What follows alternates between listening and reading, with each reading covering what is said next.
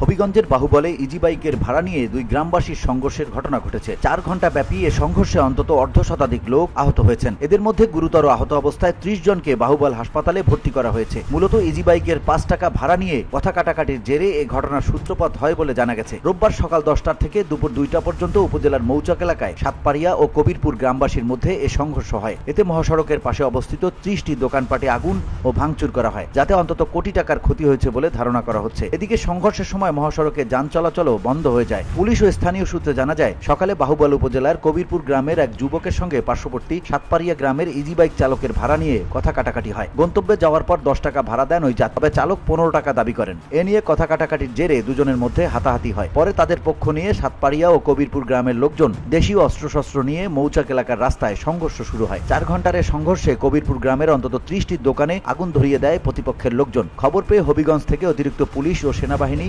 ঘটনাস্থলে পৌঁছে পরিস্থিতি নিয়ন্ত্রণে আনে। বাহুবল থানার ওসি মোহাম্মদ জাহিদুল ইসলাম জানান, সংঘর্ষের খবর পেয়ে পুলিশ ঘটনাস্থলে পৌঁছে শতাধিক রাউন্ড টিয়ার শেল নিক্ষেপ করে পরিস্থিতি নিয়ন্ত্রণে আনে। বর্তমানে এলাকায় অতিরিক্ত পুলিশ মোতায়েন করা হয়েছে। মহাসড়কে যান চলাচল স্বাভাবিক রয়েছে। VOD Bangla news desk.